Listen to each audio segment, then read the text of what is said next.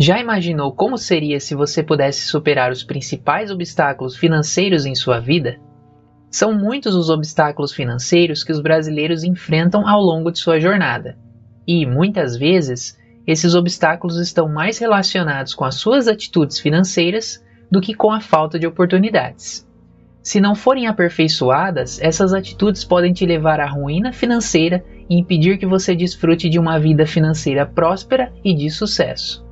São vários os casos de pessoas que, apesar de terem conhecimento e prática na profissão que atuam, não conseguem atingir seu pleno potencial devido ao medo, insegurança, arrogância ou diversos outros fatores internos que não foram melhorados.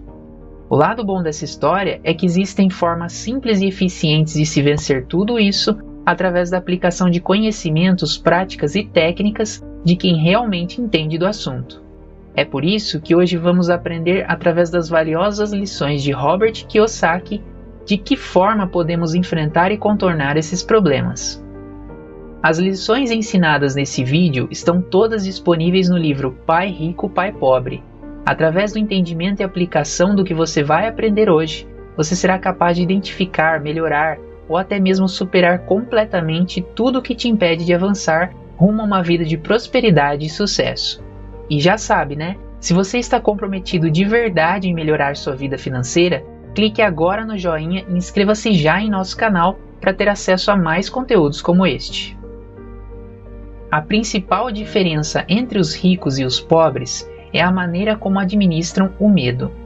Mesmo que as pessoas tenham estudado e se tornado financeiramente proficientes, ainda podem enfrentar obstáculos para alcançar independência financeira.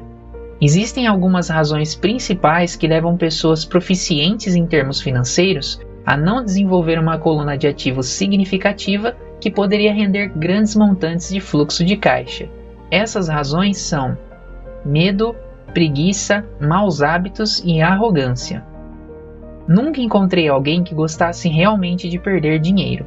E, em toda a minha vida, jamais conheci uma pessoa rica que nunca tivesse perdido dinheiro. Mas vi uma porção de gente pobre que nunca perdeu um tostão, quero dizer, nunca perdeu investindo. O medo de perder dinheiro é real. Todo mundo tem, mesmo os ricos.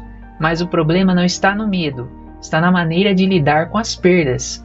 É a maneira de lidar com o fracasso que faz a diferença na vida das pessoas. A principal diferença entre os ricos e os pobres é a maneira como administram o medo. Não há nada de errado em ter medo. É aceitável ser um covarde quando se trata de dinheiro. Você ainda pode ser rico. Somos todos heróis em algumas circunstâncias e covardes em outras. Uma amiga da minha mulher é enfermeira de um pronto-socorro. Quando vê sangue, entra em ação. Quando falo em investir, ela sai correndo. Quando eu vejo sangue, não fujo, desmaio. Meu pai rico entendia as fobias relativas ao dinheiro. Algumas pessoas têm pavor de cobra, outras têm pavor de perder dinheiro. Ambas têm fobias, dizia. Sua solução para a fobia de perder dinheiro era um pequeno verso. Se odeia risco e preocupação, comece cedo. Se você começar jovem, será fácil ser rico. Não vou me estender sobre isso, mas há uma grande diferença entre as pessoas que começam a poupar aos 20 anos e as que começam aos 30. A aquisição da ilha de Manhattan é considerada uma das maiores pechinchas de todos os tempos. Nova York foi comprada por $24 em badulaques e contas de vidro. Contudo, se esses $24 tivessem sido investidos a juros de 8% ao ano, esses $24 estariam valendo mais de 28 milhões em 1995. Manhattan poderia ser recomprada e ainda sobraria dinheiro para comprar boa parte de Los Angeles. Mas e se não tiver muito tempo pela frente, ou se quiser se aposentar mais cedo? Como você lida com o medo de perder dinheiro? Meu pai pobre não fez nada. Ele simplesmente evitava o assunto, recusando-se a discuti-lo. O pai rico, por outro lado, recomendava que eu pensasse como um texano. Gosto do Texas e dos texanos, falava. No Texas, tudo é maior. Quando os texanos ganham, eles ganham muito. E quando perdem, é espetacular. Eles gostam de perder? Perguntei. Não estou dizendo isso, ninguém gosta de perder. Mostre-me um perdedor feliz e eu lhe mostro um fracassado, respondeu o pai rico. É da atitude dos texanos em face do risco, da recompensa e da derrota que estou falando. É como encaram a vida. Eles vivem grandiosamente, não como a maioria do pessoal daqui, que vive como baratas quando se trata de dinheiro. Baratas com medo que alguém jogue um faixa de luz em cima delas. Gente que se lamúria quando o empregado do armazém erra o troco por 20 centavos. O pai rico continuou explicando. O que mais gosto é da atitude dos texanos. Eles se orgulham de ganhar e se gabam quando perdem. Os texanos têm um ditado: se você for quebrar, quebre em grande estilo. Você não vai querer admitir que quebrou por uma ninharia. Ele falava constantemente com Mike e comigo que o principal motivo do infortúnio financeiro era que a maioria das pessoas buscava segurança demais. As pessoas têm tanto medo de perder que perdem, costumava dizer. Fran Tarkenton, que foi um grande zagueiro de futebol americano, dizia isso de outra forma. Vencer significa não ter medo de perder. Ao longo da minha vida, observei que os ganhos em geral se seguem às perdas. Antes de aprender a andar de bicicleta, levei muitas quedas. Nunca encontrei um jogador de golfe que não tenha alguma vez perdido uma bola. Nunca conheci alguém apaixonado que nunca teve o coração despedaçado. E nunca vi um rico que não tivesse perdido dinheiro também. Muitas pessoas não vencem financeiramente porque a dor de perder dinheiro supera a alegria de ser rico. Outro ditado do Texas é: todos querem ir para o céu, mas ninguém quer morrer. Todos sonham em ser ricos, mas têm pavor de perder dinheiro. Então nunca chegarão ao céu. O pai rico costumava contar para Mike e para mim as histórias das viagens ao Texas. Se quiser realmente aprender a lidar com o risco, com as perdas e com os fracassos, vá para San Antônio e visite o Álamo. O Álamo representa uma grande história de gente corajosa que optou por lutar, sabendo que não havia esperança de sucesso contra a superioridade do inimigo. Eles preferiram morrer a se entregar. É uma história inspiradora que merece ser estudada. Contudo, não deixa de ser uma trágica derrota militar. Eles fracassaram, perderam.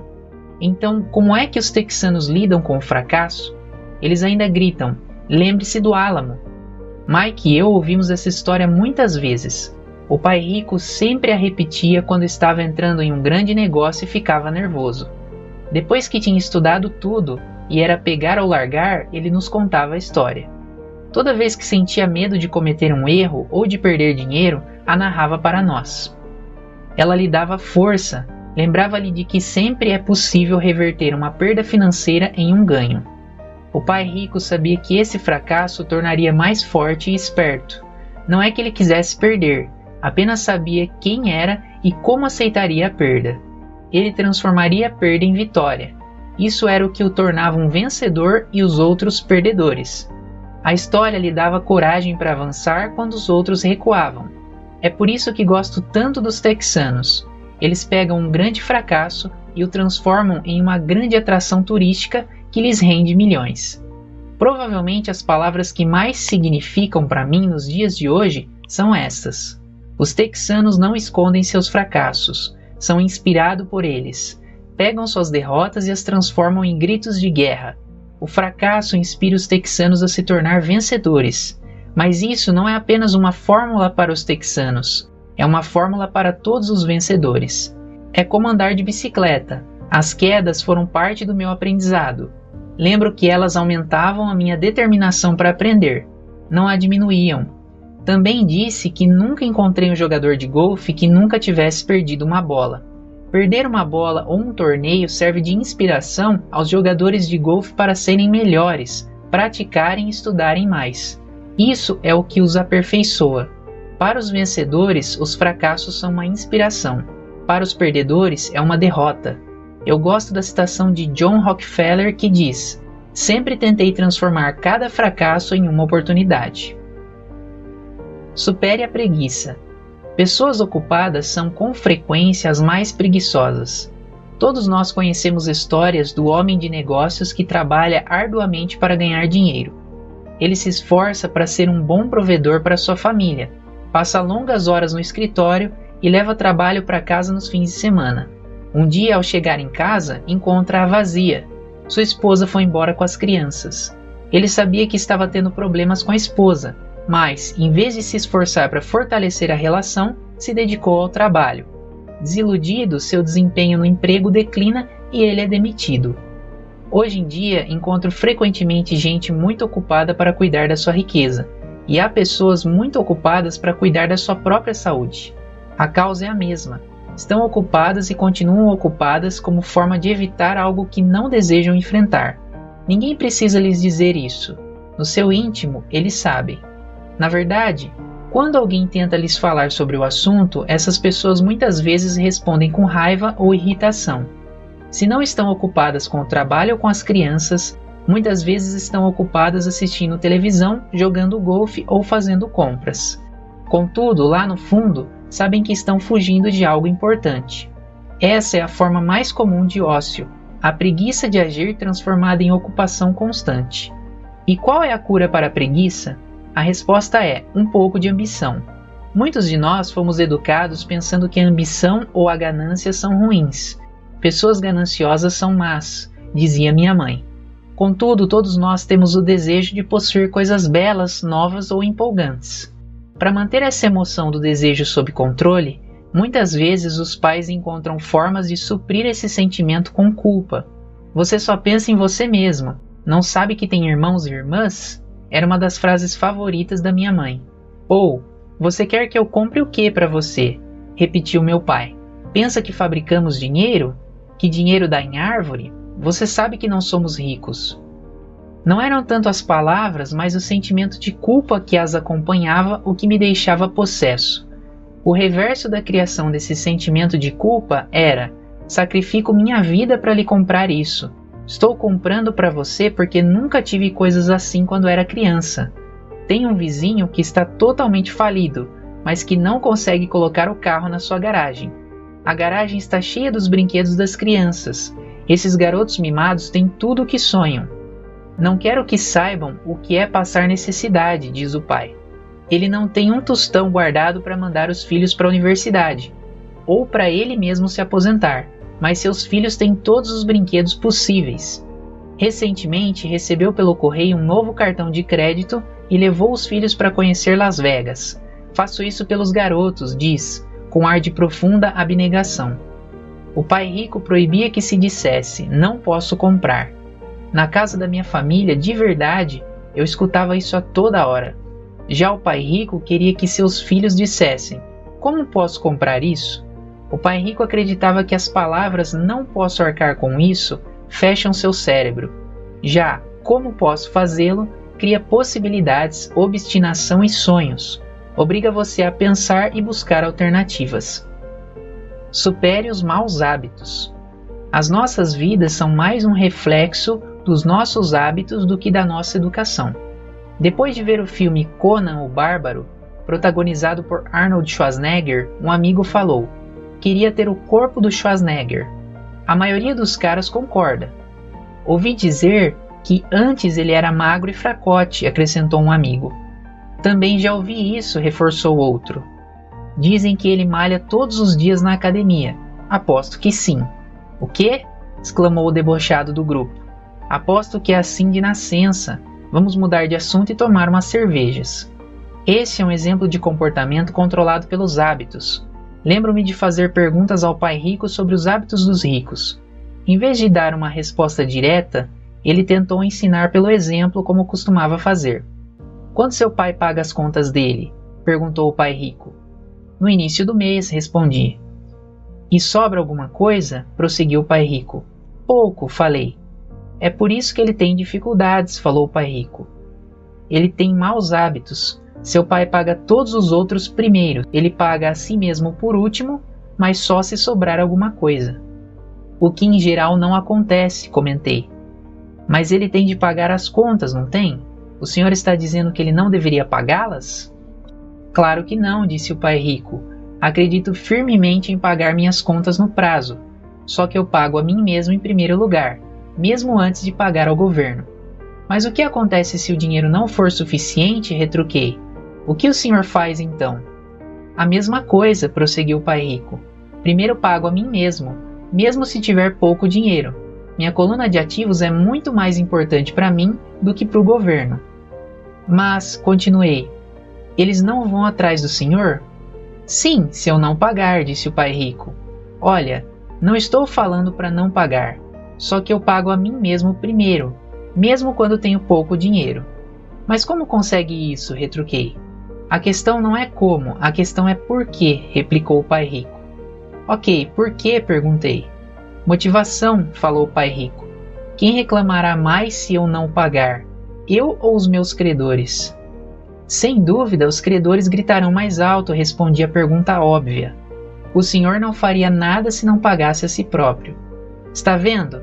Depois de pagar a mim mesmo, a pressão para pagar meus impostos e os demais credores é tão grande que me obriga a buscar outras formas de renda. A pressão para pagar se torna uma motivação. Já tive empregos extras, comecei outros empreendimentos, negociei na bolsa, qualquer coisa para ter certeza de que esses caras não ficassem gritando comigo. Essa pressão me fez trabalhar mais, me obrigou a pensar e tudo isso me tornou mais esperto e ativo no que se refere a dinheiro. Se eu deixasse para me pagar no final, não teria sentido as pressões e estaria quebrado.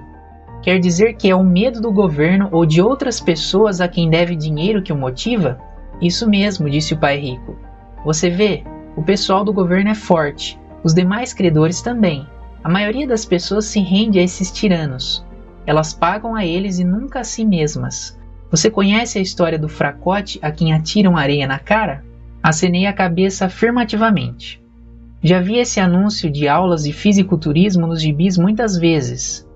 Bem, grande parte das pessoas deixa que os fortes lhes joguem areia na cara.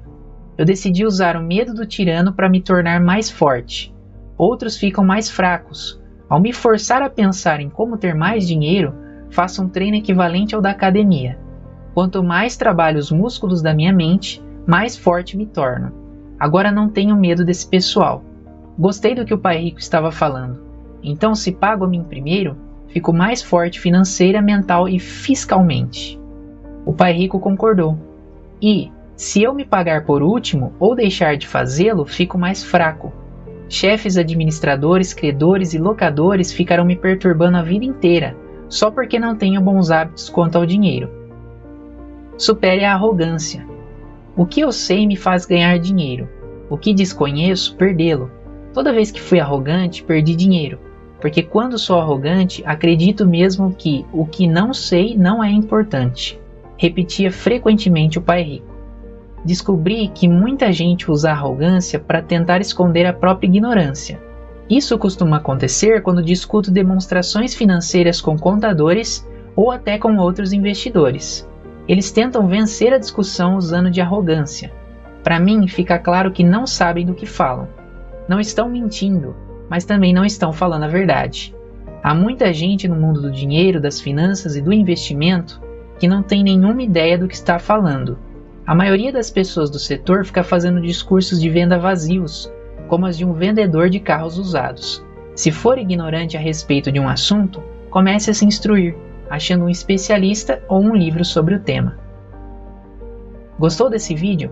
Clique no joinha e inscreva-se no nosso canal para mais conteúdos como este.